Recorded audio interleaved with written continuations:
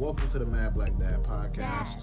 I think that at some point in your life, uh, you kind of realize when your purpose starts to kind of like set in.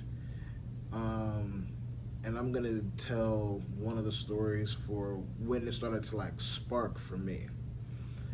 I was working at some dead end retail job. Doesn't even matter where it was. The company doesn't exist anymore. And I was working behind the register, and a woman came in, and she came in with her son, and they were just shopping, just regular stuff. Didn't really matter. And he picked up some chapstick, and he said something like, "Mommy, I want like boy lipstick," or something like that. The boy was like 3, 4 years old, so like he knew what he was saying and he knew what he meant, but he just didn't have the actual word.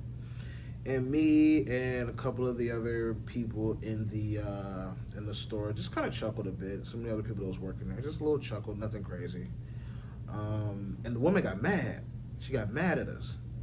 She's like, y'all ain't right. Y'all MF should have been teaching him that's not what it's called. You should have told him that it was chapstick or lip balm or whatever. And I was a little offended, and then it took some time for me to set in. Like, okay, maybe, but I was mad because I'm like, that's not my job. Like, that's your boy, that's your son. You should have been telling him that is that's chapstick. Like, that's not my job. Like, that's yours. You know what I'm saying? Was I a little rude or cynical or maybe even mean for like chuckling and laughing? Yeah, sure, I'll take that. But at the time, I was like, that's not my job. Like, that's your child, that's your boy. You should have taught him that. But she was pissed. She bought what she bought. She had an attitude. Walked out. And it sat with me for the rest of the day, and clearly it still sits with me now that she was right. She was right. And in that space, I let a black woman down. And I still think about that to this day because, no, that's not my son. He is not my boy. Dom is my boy.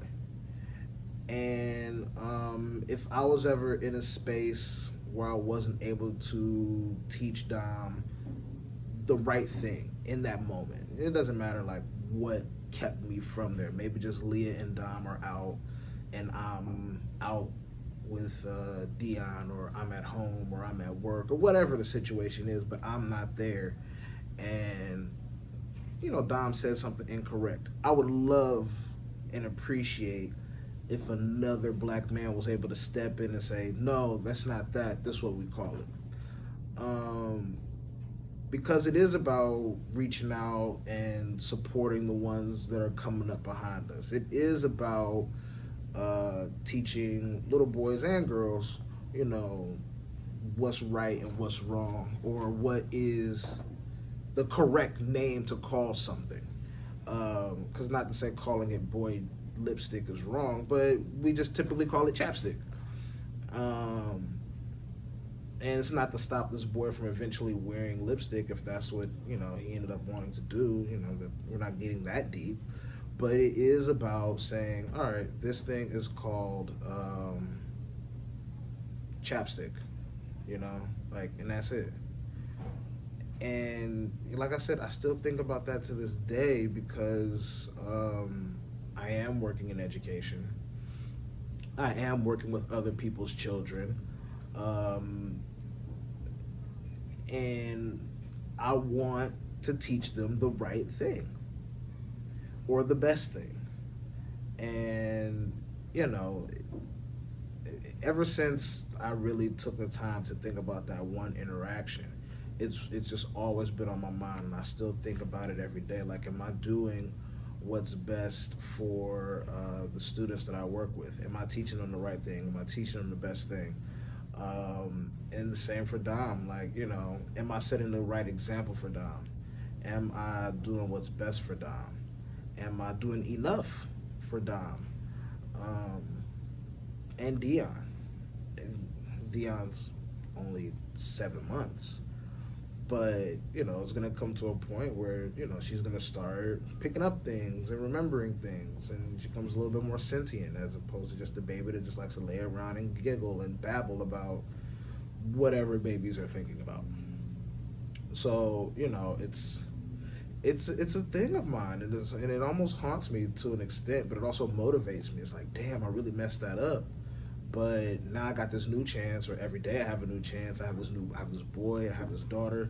I have these 650 odd students that I work with every single day.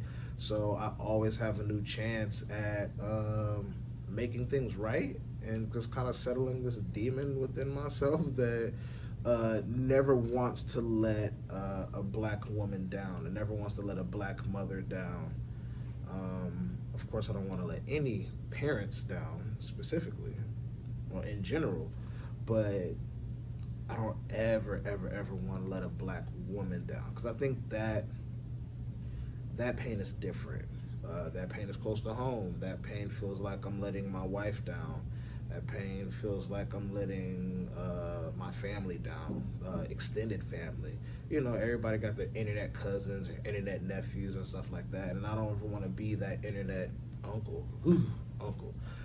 But I don't want to be that guy that's letting us down in any space. So I just wanted to share that story. I still think about it, but it still drives me. It still motivates me. So thanks for listening. That's all I have for this time. Catch you next time.